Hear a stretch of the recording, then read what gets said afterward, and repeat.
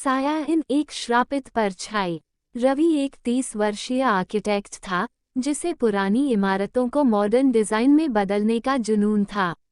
उसे शहर से दूर एक वीरान होटल साया इन के रेनोवेशन का काम मिला। ये होटल पिछले 50 सालों से बंद पड़ा था और स्थानीय लोगों का कहना था कि वहाँ अजीब घटनाएं होती हैं।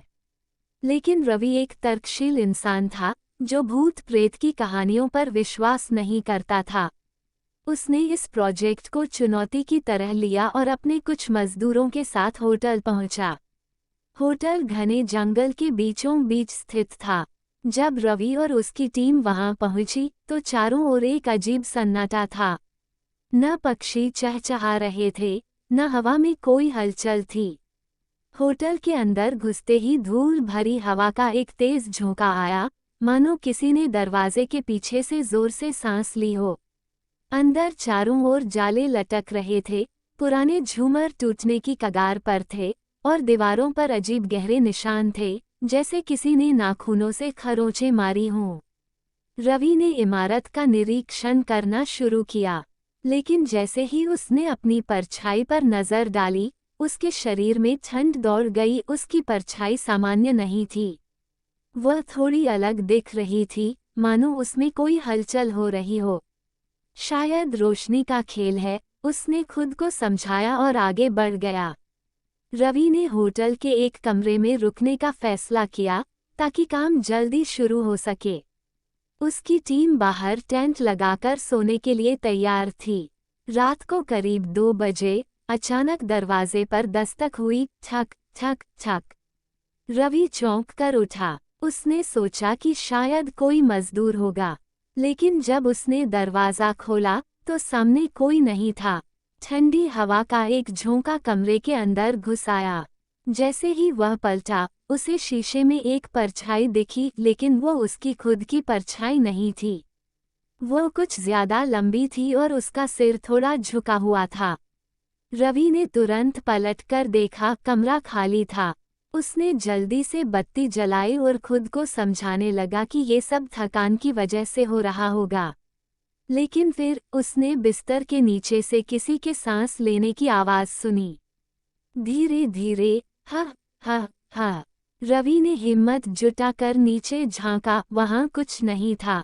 लेकिन जब उसने वापस शीशे की तरफ देखा तो परछाई अब और भी नजदीक आ चुकी थी। अगले दिन रवि ने होटल की पुरानी फाइलें खंगालनी शुरू की। उसने पाया कि होटल का असली मालिक समीर वर्मा था, जिसने अपनी पत्नी अनामिका पर शक करके उसे जिंदा दीवार में चुनवा दिया था।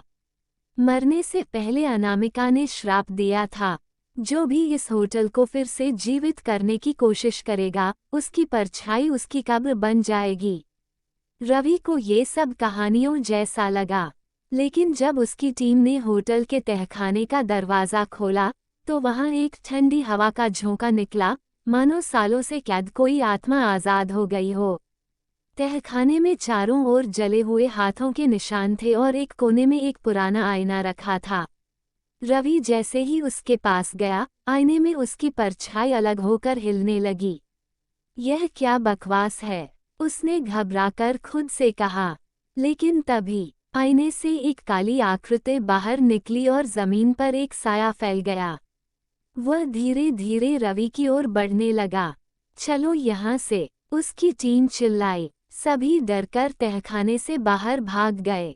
रवि ने होटल छोड़ने का फैसला किया, लेकिन जैसे ही उसने गाड़ी स्टार्ट करने की कोशिश की, इंजन ने काम करना बंद कर दिया। तभी उसे होटल के ऊपरी मंजिल की खिड़की पर कुछ दिखा, एक औरत की काली आकृति, जिसके लंबे बाल हवा में उड़ रहे थे। फिर अचानक दरवाजे के शीशे पर किसी ने अंदर से जोर से हाथ मारा, छक। रवि चौंक गया और जल्दी से होटल के गेट की तरफ दौड़ा। लेकिन गेट अचानक अपने आप बंद हो गया। पीछे से धीमी, खौफनाक आवाज आई, तुम अब यहाँ से नहीं जा सकते। रवि पलटा तो देखा कि उसके सामने एक अजीब, धुंधली आकृति खड़ी थी। फिर अचानक होटल की सारी लाइटें बुझ गईं। अंधेरे में केवल किसी के दौड़ने की आवाजें आ रही थीं। और फिर एक अजीब एहसास हुआ। रवि ने महसूस किया कि उसकी परछाई धीरे धीरे लंबी हो रही थी और फिर परछाई उससे अलग होकर सामने खड़ी हो गई। वो अब उसके जैसा ही दिख रही थी, लेकिन उसकी आंखें काली थीं और उसके चेहरे पर एक शैतानी मुस्कान थी। अगली सुबह रवि की टीम होटल के अंदर पहुंची, लेकिन वहां रवि नहीं था। केवल एक नई परछाई थी जो किसी इंसान जैसी दिखती थी, लेकिन बिना शरीर के। कुछ कहते हैं कि आज भी जो कोई भी साया इनके पास से गुजरता है, उसे अपनी परछाई में कुछ अजीब महसूस होता है, जैसे कोई और उसमें रहने लगा हो।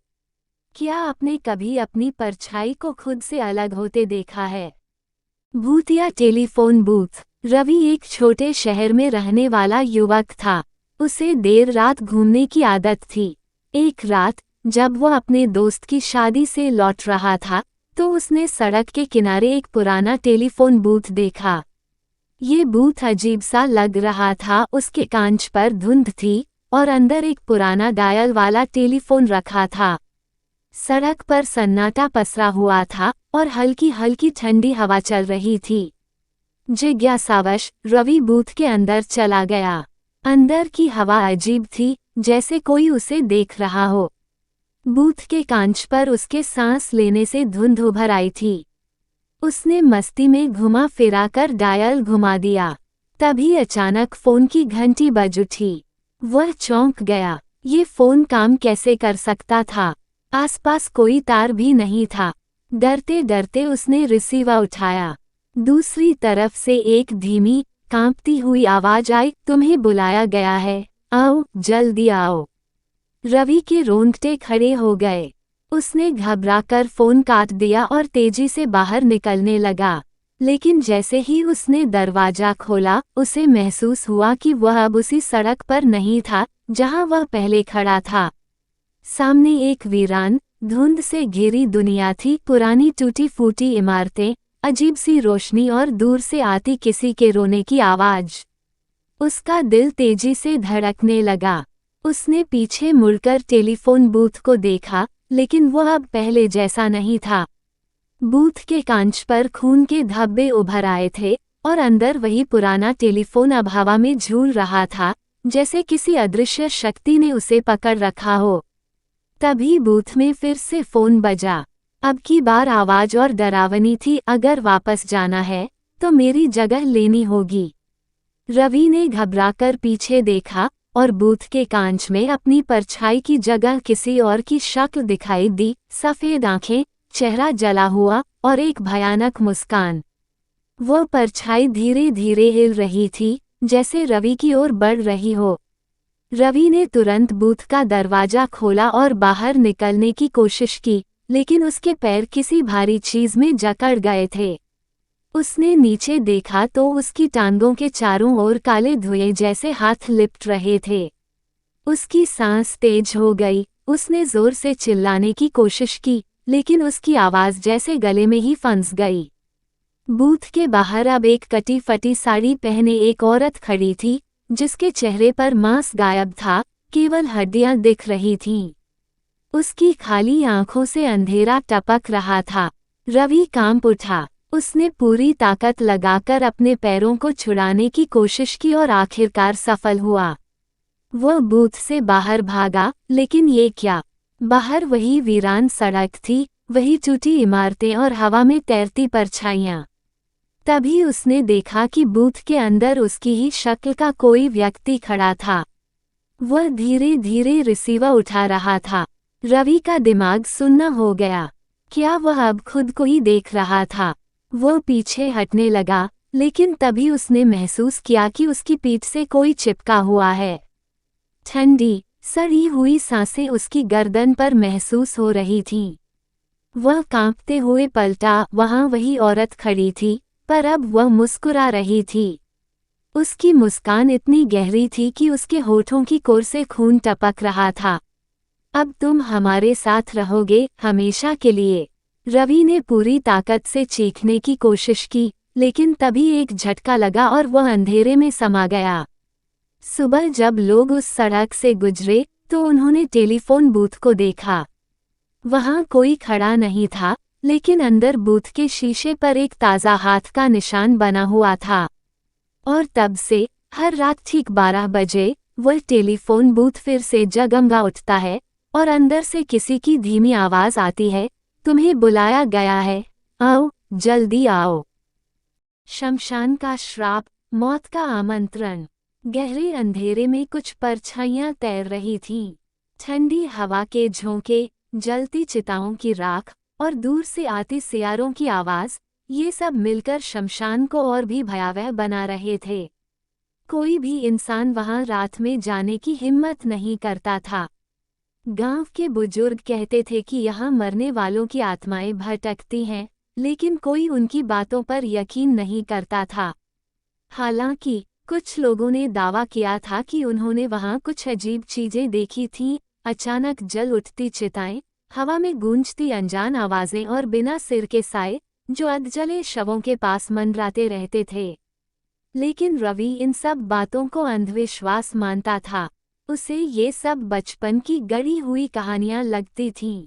एक रात उसके दोस्तों ने मजाक में उसे चुनौती दे दी, अगर तू इतना ही निडर है तो जा शमशान और वहां रात भर रुककर दिखा। रवि को यह एक मजेदार खेल लगा। उसने बिना सोचे समझे हामी भर दी। रात के ठीक 12 बजे रवि ने एक टॉर्च, मोबाइल और लाठी ली और शमशान की ओर निकल पड़ा। जैसे ही वह गांव से बाहर निकला, हवा अचानक बहुत ठंडी हो गई। रास्ते में दूर तक कुछ नहीं था, सिर्फ झाड़ियां और सूखे पेड़ खड़े थे। हवा में सीली हुई मिट्टी और राख की मिली जुली गंध थी। शमशान के पास पहुंचते ही उसे हल्की बेचैनी महसूस होने लगी। चारों ओर सन्नाटा था, लेकिन जैसे ही उसने कदम आगे बढ़ाया, उसे महसूस हुआ कि कोई उसके पीछे पीछे चल रहा है। उसने पलटकर देखा, कोई नहीं था, लेकिन फिर भी उसे किसी की मौजूदगी का एहसास हो रहा था। रवि ने इधर उधर देखा और एक पुरानी टूटी हुई समाधि के पास बैठ गया। तभी भड़ाक, एक बुझी हुई चिता अचानक जल उठी। रवि हक्का बक्का रह गया। उसने अपनी टॉर्च से चिता की ओर रोशनी डाली, लेकिन वहां कोई नहीं था। फिर खर्रा खर्रा किसी के चलने की आवाज आने लगी। रवि ने धीरे धीरे चारों ओर नजर घुमाई, लेकिन जैसे ही उसकी टॉर्च एक पुराने पेड़ पर पड़ी, उसका दिल जोर से धड़कने लगा। पेड़ की एक शाखा से कोई चीज लटक रही थी। ध्यान से देखने पर रवि की रूह कांप उठी। एक अधजला शव रस्सी से झूल रहा था। उसकी आंखें सफेद थीं और वह धीरे धीरे हिल रहा था, जैसे अभी भी जिंदा हो। तभी, रवि, तू यहाँ क्यों आया? उसकी आवाज सूखी मगर साफ थी। रवि का शरीर सुन्न हो गया। उसके पैरों ने जैसे काम करना बंद कर दिया हो। फिर शव ने अपनी गर्दन घुमाई और पूरी तरह रवि की ओर देखना शुरू कर दिया। रवि उल्टे कदमों से भागा, लेकिन अचानक उसके पैरों के नीचे की जमीन हिलने लगी। शमशान की एक पुरानी समाधि दरवाजे की तरह खुलने लगी और उसके अंदर से एक गहरी सुरंग नजर आई। उस सुरंग के अंदर अंधेरा था, लेकिन अंदर से किसी के कराहने की आवाजें आ रही थीं। बचाओ, बचाओ! रवि को लगा कि कोई अंदर बंद है। वह आगे बढ़ा और झांकने लगा, लेकिन तभी धप, किसी ने उसे पीछे से जोर का धक्का दिया और वह सुरंग के अंदर गिर पड़ा। अंदर बहुत अंधेरा था। रवि के चारों ओर दीवारों पर खून के धब्बे थे। जगह जगह अधजले शव पड़े थे। तभी एक अजीब सी सरसराहट हुई। रवि ने पीछे देखा। वहां कोई बिना सिर का आदमी खड़ा था। उसके कंधों से कटा हुआ मांस टपक रहा था और उसके हाथों में जलते हुए कोयले थे। वह धीरे धीरे रवि की ओर बढ़ रहा था। रवि चिल्लाया, लेकिन उसकी आवाज बाहर तक नहीं गई। फिर अचानक शमशान के अंदर घंटियों की आवाज गूंजने लगी। भूस भूस। शमशान की आत्माएं जाग चुकी थीं। वहां जमीन से कई कंकाल निकलने लगे। रवि ने भागने की कोशिश की, लेकिन उसकी टांगों में इतनी ताकत नहीं बची थी। फिर एक कंकाल ने उसका हाथ पकड़ लिया। उसकी हड्डियां बर्फ जैसी ठंडी थीं। रवि चीख पड़ा। अचानक एक सफेद कपड़े में लिपटी परछाई प्रकट हुई। तुमने हमारे शमशान की शांति भंग की है, अब तुम्हें इसका दंड मिलेगा। रवि कांपते हुए बोला, नहीं, मुझे जाने दो। लेकिन उस आत्मा ने अपने हाथ हवा में उठाए और रवि के चारों ओर आग की लपटें उठने लगीं। उसके शरीर पर जलन महसूस होने लगी। वह चीखने लगा। अचानक उसे लगा कि किसी ने उसे जोर से झकझोरा। उसकी आंखें खुलीं। वह गांव के मंदिर के सामने पड़ा था। गांव वाले उसे घेर कर खड़े थे। किसी ने कहा, रवि, तुम 3 दिन से गायब थे। रवि हैरान रह गया। उसके हाथों पर जले हुए निशान थे और उसके कानों में अब भी वह आवाज गूंज रही थी, तुम फिर आओगे, हम तुम्हारा इंतजार करेंगे। विधवा एक खौफनाक कहानी। गांव के बाहर एक पुरानी हवेली खड़ी थी, जिसे लोग विधवा की हवेली कहते थे। इस हवेली का इतिहास इतना भयानक था कि कोई भी वहां रात बिताने की हिम्मत नहीं करता था। कहते हैं कि यह हवेली एक विधवा और उसकी आत्मा के बीच की कहानी से जुड़ी हुई थी। उसके पति की मौत के बाद वह पूरी तरह से टूट चुकी थी और गांव वालों के अनुसार उसकी आत्मा अब तक इसी हवेली में भटक रही थी। रात के समय हवेली से किसी औरत के रोने और चूड़ियों के खनकने की आवाजें आती थीं। बहुत साल पहले इस हवेली में रानी नाम की एक महिला रहती थी। उसका पति राजा वीरेंद्र एक दिलदार और बहादुर व्यक्ति था। वह अपने गांव और लोगों की सुरक्षा के लिए हमेशा तैयार रहता था। लेकिन एक दिन राजा वीरेंद्र एक युद्ध में घायल हो गया और उसकी मौत हो गई। रानी ने पूरी तरह से खुद को खो दिया। उसका दिल टूट गया और वह विधवा हो गई। रानी की मानसिक स्थिति बिगड़ने लगी। वो हर वक्त अपने पति की यादों में खोई रहती और रात रात भर चूड़ियां पहनकर उनके कमरे में घूमती रहती थी। कहते हैं, एक रात रानी को अपने पति का चेहरा उसके कमरे के आईने में दिखाई दिया। वह चीखी और पागल हो गई। उसके बाद से हवेली में अजीब घटनाएं होने लगीं। कई सालों तक लोग कहते रहे कि रानी की आत्मा हवेली में बसी हुई है और वह उन लोगों को मार डालती है जो उसकी तन्हाई में दखल देते हैं।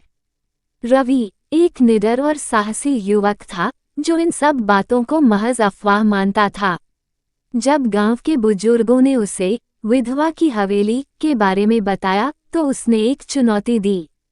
वह रात में हवेली में अकेले जाने और सारी अफवाहों का पर्दाफाश करने का फैसला किया। रवि को यह विश्वास था कि ये सारी बातें सिर्फ डराने के लिए बनाई गई हैं और वह हवेली में रात बिताकर लौट आएगा। रात के 10 बजे के आसपास रवि अपनी टॉर्च और कुछ जरूरी सामान लेकर हवेली की तरफ बढ़ने लगा। हवेली के पास पहुंचते ही वह ठिठक गया। हवेली के बाहर एक अजीब सी खामोशी थी, जैसे समय रुक गया हो। हवा भी जैसे उसे चुपके से देख रही हो। रवि ने दरवाज़ा खटखटाया, लेकिन कोई जवाब नहीं आया। उसने फिर धीरे से दरवाज़ा खोला और अंदर कदम रखा। हवेली के अंदर अंधेरा था और दीवारों पर उगी काई और धूल साफ दिख रही थी। चारों ओर घना सन्नाटा था, लेकिन जैसे ही रवि आगे बढ़ा, उसे दूर से किसी के रोने की आवाज़ सुनाई दी। वह रुक गया और उसकी आंतों में ठंडक दौड़ गई। रवि के कदम धीरे धीरे उस कमरे की ओर बढ़े जहां से रोने की आवाज आ रही थी। जब वह कमरे के अंदर पहुंचा तो उसका दिल धक से रह गया। कमरे में एक महिला सफेद साड़ी पहने, चूड़ियां पहने खड़ी थी। उसके बाल बिखरे हुए थे और उसका चेहरा घुटन से ढका हुआ था। वह धीरे धीरे अपनी चूड़ियों की आवाज करती हुई उसकी ओर बढ़ी। रवि ने घबराते हुए पूछा, तुम कौन हो? उस महिला ने सिर उठाया। उसकी आंखें सफेद और बिना पुतली के थीं। उसका चेहरा इतना विकृत था कि वो उसे पहचान नहीं सका। उसके होंठ फटकर चुपके से बोले, मैं रानी हूँ। रवि कांपते हुए पीछे हटने लगा, लेकिन जैसे ही वह पलटकर भागने की कोशिश करता, कमरे का दरवाज़ा बंद हो गया। हवा अचानक तेज हो गई और हवेली की दीवारें चटकने लगीं। कमरे में घना धुआं फैल गया। रवि चिल्लाया, लेकिन उसकी आवाज उस घने धुएं में खो गई। अचानक रानी की आत्मा हवा में उड़ती हुई रवि के पास आ गई और उसकी गर्दन को जकड़ लिया। उसकी चीखें हवेली में गूंजने लगीं। रानी की आत्मा ने उसकी आंखों में घूरते हुए कहा, तुमने मेरी तन्हाई में दखल दिया है। अब तुम मेरी पीड़ा का हिस्सा बनोगे। सुबह होते ही गांव वालों ने हवेली की ओर रुख किया, लेकिन रवि का कोई पता नहीं चला। हवेली के अंदर जले हुए दस्तावेज और उसकी टूटी हुई टॉर्च पड़ी हुई थी। सब लोग समझ गए कि रवि भी अब विधवा की हवेली का शिकार बन चुका था। किसी ने कभी भी उस हवेली में कदम रखने की हिम्मत नहीं की। हवेली के पास जाने से पहले लोग डर के मारे एक सदी तक चुप रहते थे। अब जब भी रात के सन्नाटे में हवेली से चूड़ियों की खनक और किसी के चीखने की आवाज़ सुनाई देती है, तो गांव वाले अपने दरवाजे बंद कर लेते हैं और फिर से उस आत्मा के खौफ में लिप्ट जाते हैं। क्योंकि विधवा की आत्मा अब भी उसी हवेली में भटक रही थी, उन लोगों को अपनी तन्हाई और दर्द का हिस्सा बनाने के लिए जो उसकी कहानी को न समझ पाते।